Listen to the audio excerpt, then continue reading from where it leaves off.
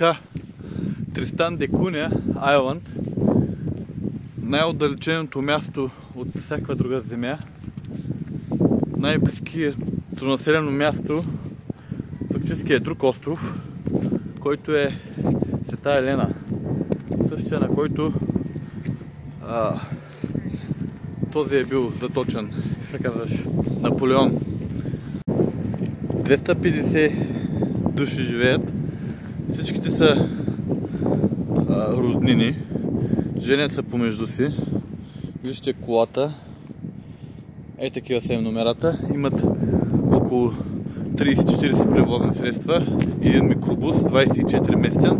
Телевизия, 2006 година за първи път им пускат телевизия на живо. Преди това е било предавания на запис 3 пъти седмично. Единственият град на острова е Единбург в The Seven Seas, Единбург на Седемте морета. Има и такси даже. Боже, боже. Кръчмата е тук. Сега ще ги видим. Първият жител, който се е нанесъл тук е през 1810 година.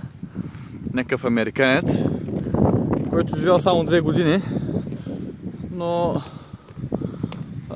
се провъзгласил за собственик и управител на острова. След това, 5 години по-късно, 1815, англичаните го анексират този остров и другия, Света Елена, който е най-близкото място до това, 2000 мили и повече. И в последствие заточват Наполеон, който живее от 15 година до 21. Фактически, където е живял Наполеон на Света Елена, 2 малки къщи и долината, в която е погребан, са френска територия. Другото е територия на Обединеното кралство. Имат телефони. Той къща ли е тук, защото е отворен прозореца. Обаче, очевидно, че не е следено тук, бе. Температурите не по-високи от 24 градуса, не по-ниски от 7-8 градуса. Нормално през цялата година 15-18 градуса. Днеска имаме температура 18 градуса. Всяко едно детете имат сайт. Отворих го. Тристан де Куня сайт. Всяко едно дете, всяка една сватба, всяка една смърт се публикува там. Те са като на изчезване. Hello!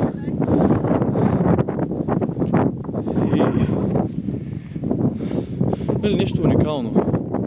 Те така по между роднините се женят. Имат училище, 35 деца имат в момента. Взема да хвана едно такси, да отида някъде, да им кажа карайте. Обаче, къде да карат? Острова има само един път. Града има само един път, който излиза извън града. И той отива към картофените полета. Сега това е вулканичен остров.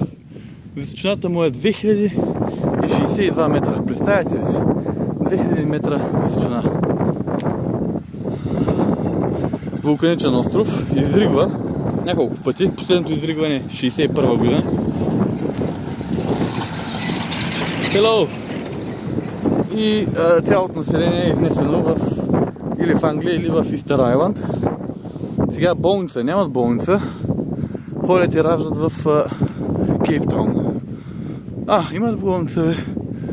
This is a hospital, Hospital? Yeah. Тази барака тук е болница. Там и ордечките. Заселниците, 8 мъже и 7 жени първоначално са били заселени. Тук е внимателно. Които са били главно от Холандия, Италия и САЩ. Изследвали са гените на хората и установили, че само това са, нали, какви там гени от тази. Но изведнъж се появява в началото на 20 век женски. Появяват се гени от източна Европа или Русия, пише сега в Уикипедия. Сега, естествено, нали, ние ще кажем каква Русия, каква такова, източна Европа, що ме българин е бил тук дошъл. Който си оставял гените, но не и името, няма го записано. Значи, ако не е българин, то ще е македонец. Друга аномалия в тези острови, изключително малко магнитно поле. Сега ще спра видеото и ще си пусна компаса, да видя компаса ще намери ли севера или не. Стига, гледай какво става, поля. И сега тези 8 мъже, като са наснесли тук, те били европейци и американци. Обаче жените били от африкански или смесен произход. Сега всички естествено са смесени. Обаче аз като ги гледах на снимките, белички има, всякакви има. Тук е някакво, внимавай да не го... Значи един какво вървял, срещнал на такова нещо. Казал е, който и нещо е. Едно, добре, че не го настъпих. Нали? И аз така. Така, и като са несли тези 8 мъже и 7 жени и лека по лека, нали, се е развила популацията на острова. Като през годините 250-300 души, не повече. 3 жени си взели мъж от Англия обаче, нали, докарали малко свежа кръв. Имат телефони, пише, че няма интернет, но според мен има интернет. Имат фиксирани телефони, не мобилни. Мобилни телефони тук няма. Не можеш да дойдеш да купиш земя. Трябва да допусне обществото тук, което е. Няма такова нещо. И там има овце. Значи в магазина за сувенири нямаше магнити, имаше плетени половери и такива неща. Да. Така, и отглеждат картофи тук. Това е, което казват, нали? И имат ферма за лобстери. Риболов, някакво земеделие. През 1909 година, като изригнал първия път вулкана, нали, в по-последно време, изнесали всички хора, обаче някои отказали да напуснат. За 10 години нито един кораб не е дошъл. И след това, нали, дошли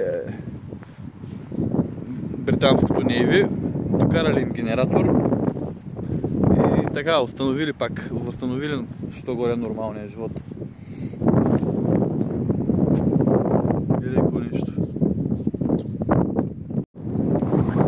Ей, тук така сега една река върви. Водата дали отпадна или... Не отпадна. Дженис.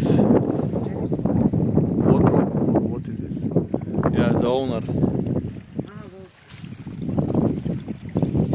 Тук написваш на един камък пишеш, че си ти и си ти. Е, това е.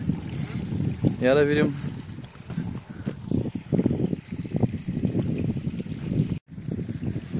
Да видим водата. Невероятно сладка вода. Имам предвид. Има някаква сладост. Не е захар, обаче...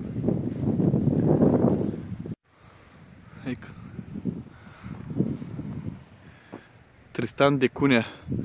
Защо се казва така острова? Ами защото Триштао де Куня, португалски мореплавател, го открива, но не слиза на брега. Тук има някой съседен остров, по-нататък се виждаше, който се казва Inaccessible остров. Нали, някой се е опитал да го достигне, обаче не е успял и недостижим остров. Има тук едни мостове.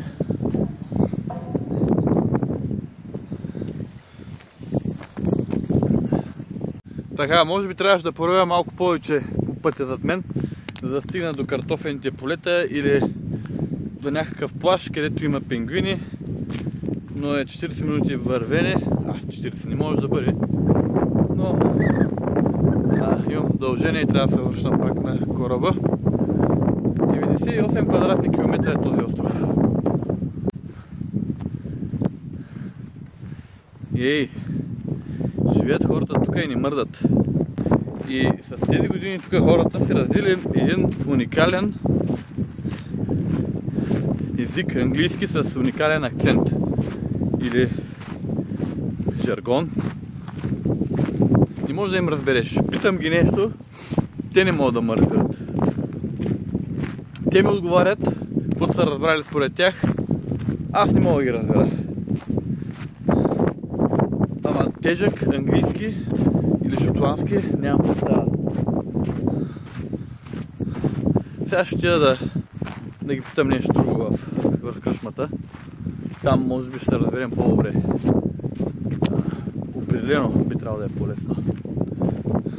Острова е вулканичен и тук това е лава. Камъни, лава и са го пробили, за да могат да минат. Най-вероятно последните две изригвания 1961 загинали добитък, картофи, преди това 1909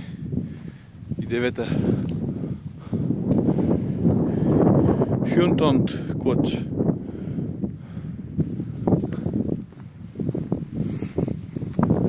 Има ограничение на скоростта, обаче няма полицаи, така че може би има. Хилтън Шелтър, автобус на спиркане. Я да хванем по този път. Да видим.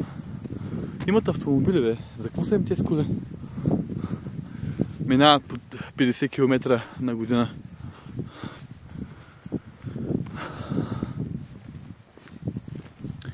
Строителен материал, вулканични камъни. Не са дялани. Просто ги сипиш един върху друг. И влязах в магазина топло. Не знам откъде черпят топлина. Тъс кола, табелата на една страна. Тук за някой ново семейство, тук е парцел за застрояване.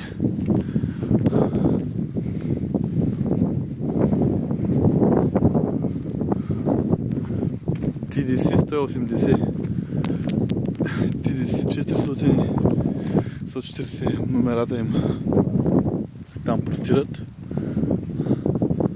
Къщи като бунгала, да се вижда.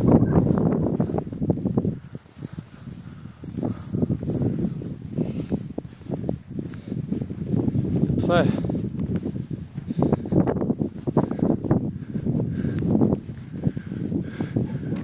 Водят са точната брой...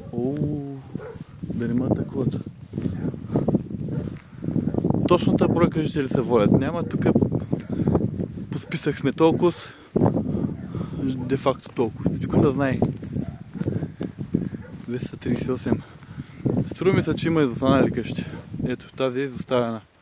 Даже прозореца на връзата е избит. И комшиите, що не го правят, бе? Как са го докарали тази контейнер тук? Външен кенев сигурно, или гараж. Гаража с вулканичен камък. Моторчето вътре, барбекюто.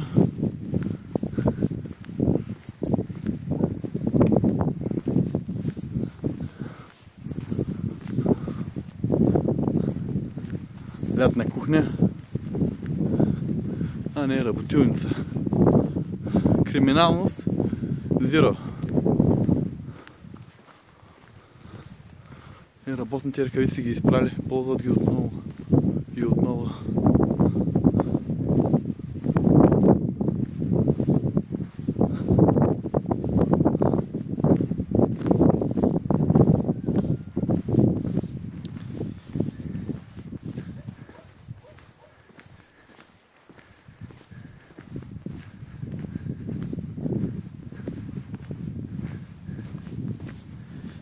Тук кокошарника. Защо ни пуснат зайци? Тук зайка ще вирей. Ако няма хищници, как не са сетили? Или пък аз съм се сетил, аз ли съм пък най-хитрия пуснат зайци. И да...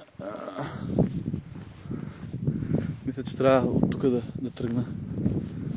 Ако отивам към кръчмата.